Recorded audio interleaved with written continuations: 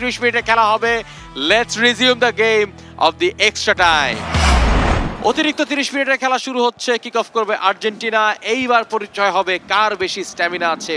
এই 90 মিনিটের পরে ফুটবল খেলে যাওয়া কিন্তু সহজ ব্যাপার কোনো না। এক্স্যাক্টলি সেটা তো ডেফিনেটলি এখানে সূক্ষ্ম কারচুপি না হলে এই খেলা আমাদের জিততেই হবে। কারচুপি হচ্ছে না এই মুহূর্তে, কিন্তু ভালো একটা আক্রমণ বা প্রান্ত দিয়ে নেদারল্যান্ডসের ক্রস ইন হবে কিনা। ক্রসটা যদি ইন করানো যায় এবং ইন হয়েছে, বাট এমিলিয়ানো মার্টিনেজ তিনি আছেন তৈরি।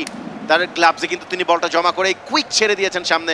ভালো রিলিজ অবশ্যই বলা যায়। দেখো এভাবে খেলতে হবে। আনহেল দি মারিয়া লেফট এই যে আবার ভিতর ঢুকে গুড পাসিং ফুটবল। আবার কিন্তু 1 টু 1 করে ভালো একটা বল বাড়িয়েছেন লেফট ফ্ল্যাঙ্কে। ক্রস ইন হলে বিপদ হতে পারে, কিন্তু ব্যাক করলেন এখনো পর্যন্ত এবং আবার পাস করলেন গোলকিপারকে। রাইট, শাবাশ। যে খেলাটা আসলে আর্জেন্টিনা এই মুহূর্তে খেলছে, তাদের কিন্তু লিওনেল মেসিকে কেন্দ্র করে আক্রমণটা বাড়াতে হবে সামনে।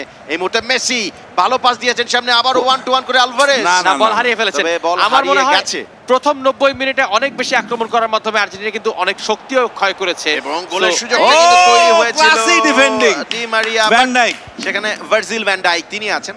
অবভিয়াসলি তাকে আসলে বিট করাটা এত সহজ কাজ নয়, সেই কাজটা কিন্তু করতে পারছে না। আমার মন বলছে এখন হঠাৎ করে নেদারল্যান্ডস ঘুরে দাঁড়াতে পারে কিন্তু, এবং ঘুরে দাঁড়িয়েছে তারা, যেহেতু তারা কামব্যাক করেছে 2-2 দারুণ কামব্যাক। অবশ্যই 2-2 তারা কিন্তু তাদের গোল শোধ করে সমতা বিধান করেছে। এটা একটা গুড সাইন একটা দলের জন্য। পিছিয়ে পড়ে সেখান থেকে ম্যাচে ফিরে আসা, সেই কাজটাই কিন্তু নেদারল্যান্ডস করেছে। এই মুহূর্তে তারা চাইবে ম্যাচটাকে কোনো না কোনো ভাবে যেন